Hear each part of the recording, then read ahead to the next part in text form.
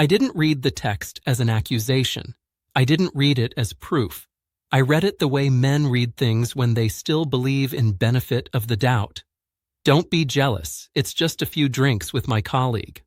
That's what my wife, Alara, sent me at 6:18 p.m. I was still at my desk, spreadsheet open, coffee cold. I stared at the screen longer than necessary, not angry, not suspicious, just unsettled in a quiet way I couldn't name yet. I replied with one word. Okay. I meant it, or at least I thought I did.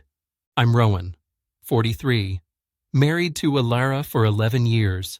We live in a clean suburban pocket outside Bristol, the kind of place with trimmed hedges and polite neighbors who wave but don't ask questions. I've always been steady, risk management analyst, predictable hours, predictable temperament. Alara used to say that was my strength, that I made her feel safe. Early on, she loved that I didn't need drama to feel alive. We were partners, we talked, we planned, we laughed easily. Somewhere along the way, though, talking turned into updating, and laughing turned into polite smiles exchanged out of habit. The shift didn't arrive loudly. It seeped in. Late nights explained away as team bonding. New outfits that didn't match the occasion. Her phone angled slightly away from me on the sofa.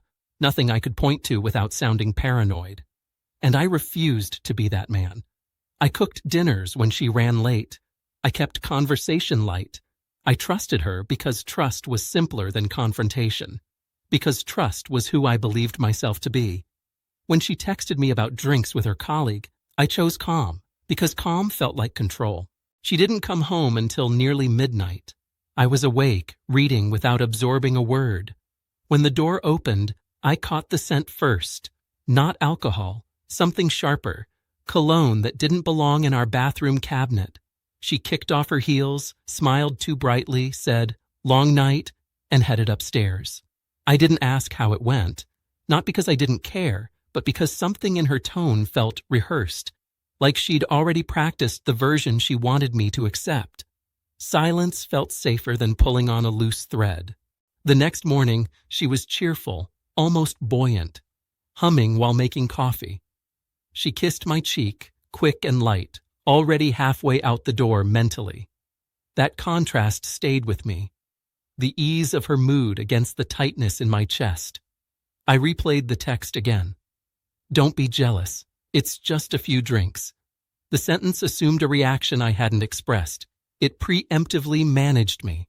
That was new, and once I noticed it, I couldn't unsee it. I started paying attention, not aggressively, just clearly. Patterns emerged when I stopped explaining them away.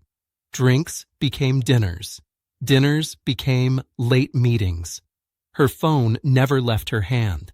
When I entered a room, conversations paused. I still didn't accuse. I didn't spy. I simply observed, the way you do when you're preparing yourself for a truth you already sense but aren't ready to hold. One evening, while she showered, her phone lit up on the bedside table.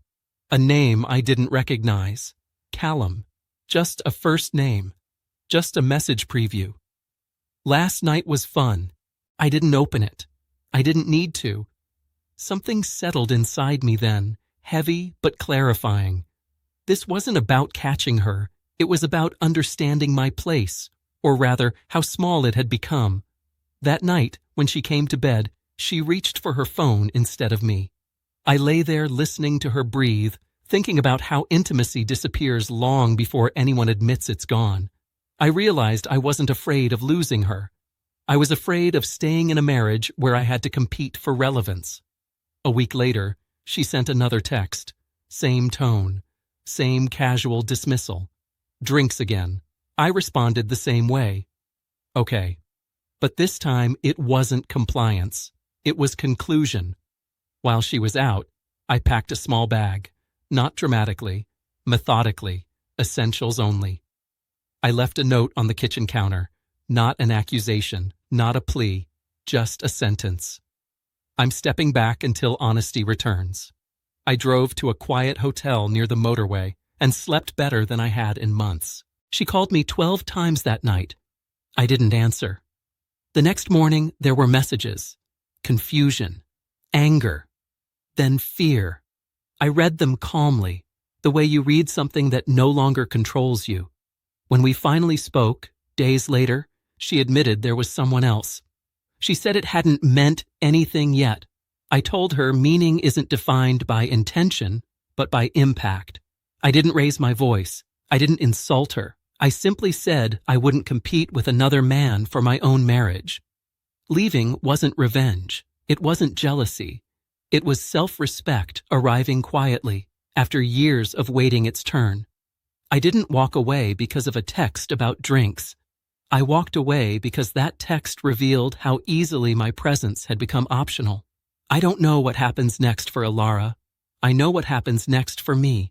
Peace, clarity, and the certainty that love doesn't ask you to shrink so someone else can feel larger.